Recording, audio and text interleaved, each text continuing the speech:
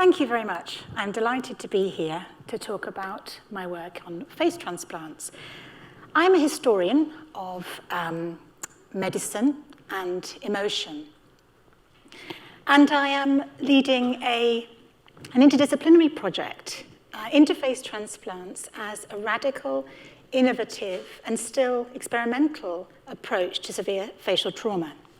What used to be the subject of science fiction is now an everyday reality for some people. I'm going to show two graphic images. The first of these I'm going to show now, which is listed for the Wellcome Photography Prize. This is a face in transition. The image comes from a National Geographic story of Katie Stubblefield, who at 18 years old took her brother's gun and shot herself after falling out with her boyfriend. She didn't die, but she did have severe facial trauma. In this image that was circulated around the world's media and in the National Geographic, we see a face in transition. It's been removed from the donor, and it's on its way to the recipient. Now, there have been around 46 face transplants in the world, in the US, in Canada, parts of Europe, though not as yet in the UK for reasons we might want to discuss, and in China. There's been very little analysis of comparative evaluation of their impact, and very little about the emotional impact on people and how it is to live with a face transplant.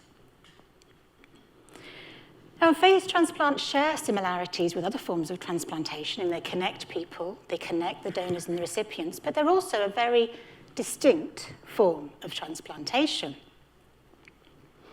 Katie Stubblefield here in the black, before her gunshot injury, is depicted next to Adria Schneider, her 31-year-old donor. Now, these images were also circulated around the world's media.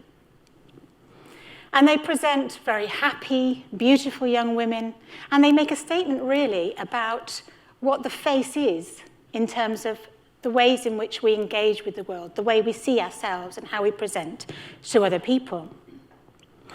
We see a very different image behind the scenes. This image is far less well known. It's Katie relatively soon after her surgery. You can still see the stitches, and the face is swollen. You can see on her legs the results, the scarring from the multiple skin grafts that went to the original reconstruction when this part of her face was entirely missing. Now, why this is important is to remind us that a face transplant is not a single solitary act. It's a process. It's a process of transformation, of becoming another person, essentially, and of undergoing a considerable amount of emotional and physical healing.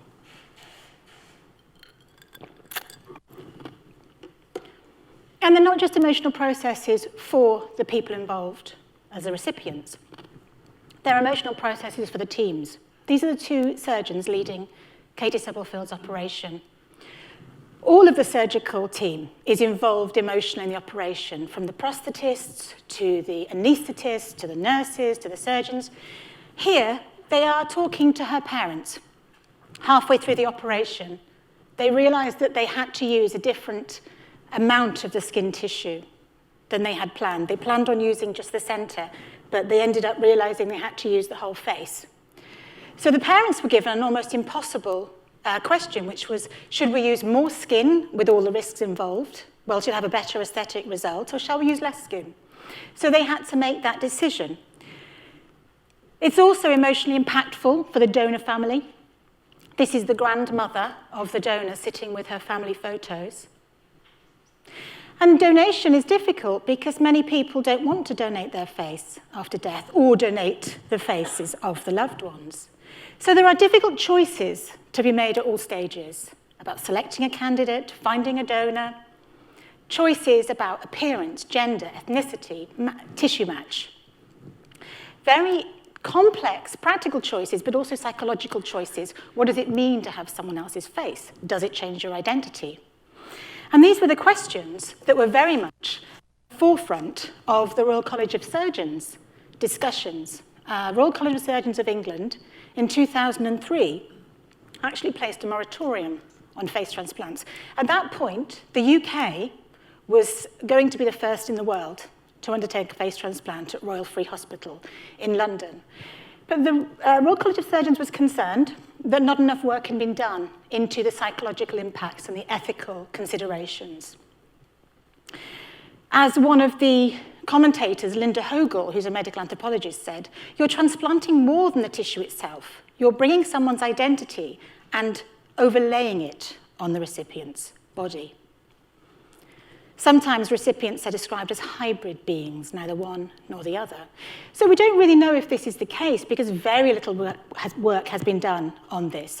And the questions that are raised by the Royal College of Surgeons back in 2003 remain unanswered.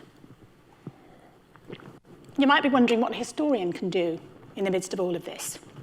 Well, the first thing is exploring the history of surgery and understanding the ways in which face transplants emerged out of techniques that evolved as a response to wartime injury here, a hospital catering to wartime First World War patients, the kinds of degrees of injuries caused to the face during World War I, meant that a particular emphasis was placed on ways of healing and new techniques developed that the surgeons working today in face transplants still trace their lineage back to.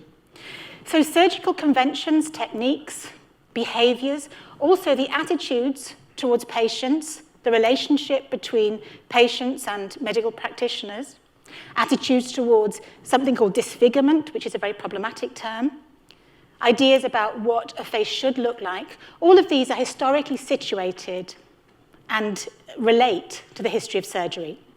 And so tracing back to World War I and tracing back to World War II and to Harold Gillies and Archibald McIndoe, who you may have heard of, is a really important way of looking at the evolution of surgery on the face. We also need to consider the face in history and the enormous significance that's given to the face. Here, in physiognomy, 17th century physiognomy, and the idea that you took on characteristics facially that represented your emotional character. And here, in Charles Le Brun, and the idea that emotional expression conveys something about your core and even your soul. And this idea that emotional expressions reveal the real us is still with us. So what if you can't express yourself emotionally? What if you don't have facial expressions? Here, cosmetic surgery. And the development, particularly for post-1950, cosmetic surgery and the pressure to look a certain way. So all of the ideas about appearance are tangled up in this notion about what is it to be different? What is an acceptable appearance? What's the relationship between function and appearance? And finally, at the bottom here, this focus that we have now on the face as an object of the self, this face that can be detected, can be facial recognition software. There's a real emphasis now on the face as encapsulating us. And yet that idea that we are our faces is a historically situated one. So the Aboutface project, we are working with a fantastic interdisciplinary team. We're working here. This was the launch event that we held in October, which was wonderful and brought together a surgeon who is at Newcastle, Daniel Saller, who is working around facial reconstruction work.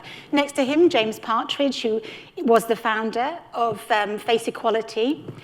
And we have psychologists and artists and writers all coming together to explore what the face means. What does disfigurement mean? How do we talk about it? Should we have face transplants? And if not, why not? So those kind of conversations we are having in the pursuit of a new framework for understanding the emotional impact of face transplants. And if they are to be done, what are the ways in which we understand the psychological effects as well as the physical effects? How do we produce comparative frameworks by which we could have some kind of best practice globally? Those are all questions that we're working together to achieve. And our collaborations are taking us around the world. We're working in Canada and in the USA. We're working in parts of Europe. We're working at 6 sites across the UK where there is interest in undertaking face transplants and an awareness of the complexities of this. In the UK, we have not had a face transplant, partly because of the Royal College of Surgeons embargo in 2003, but actually in 2006, the Royal College of Surgeons gave permission to go ahead. However, the NHS will not pay the cost. So this is a really interesting example of how surgical innovation takes place because of particular circumstances, in this case, the development of surgical techniques that came out of war, and how they are influenced by economic interests and the concept of need and of value, and who is in many ways deserving, which is a story that feeds into a lot of transplant discussions. So through doing this work, by working with surgical teams, by working with psychologists, artists, writers, and fundamentally people who live with a visible facial difference, we're really working to change the landscape on how we understand face transplants as a radically new form of innovative surgery. Now, if you want to know more, we have a website and a Twitter feed. And what we will be doing over the next 7 years, because I'm fortunate enough to have funding to undertake this research for 7 years, and what we'll be doing is engaging members of the public, engaging as wide a base as possible to find out how people feel about face transplants and attitudes more generally to facial difference, and what are the languages we should be using to even have these conversations. They are some of our collaborators and contributors. So thank you very much.